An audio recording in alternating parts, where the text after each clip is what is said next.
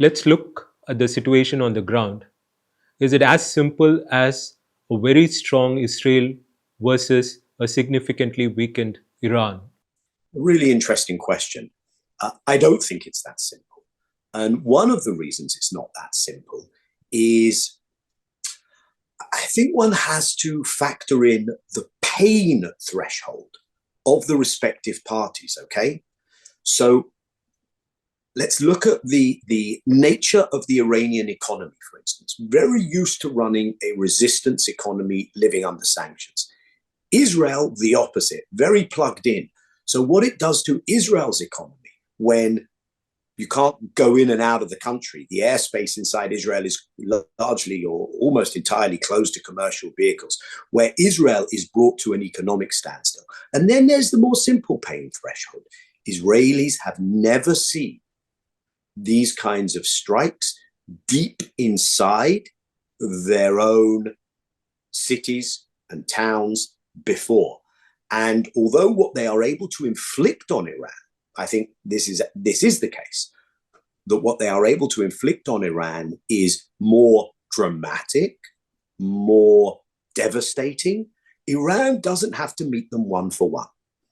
And so Iranian missiles into Israel have less of a precision targeting, but many Israeli military analysts have acknowledged that they are targeting military targets, and some of those have been hit, including air bases.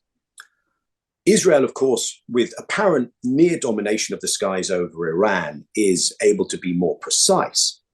But Israelis are also looking at a couple of other things. They do not have an endless supply of interceptor missiles, okay? So they have these interceptors, but these don't get knocked out of the factory hundreds a day. So that supply is, I think, a limiting factor. And then you are also operating 2,000 kilometers from your border in the skies. That comes quite draining on your pilots, etc. So there are factors here that could mean that Israel doesn't have the capacity to continue this indefinitely. I think it's important to get a sense of scale. Israel is a small country, okay? Its population of approximately 10 million, less even, means that those who it can draw from to have in the ranks of its military, especially when two large population groups, the ultra-Orthodox and the Palestinians, don't serve.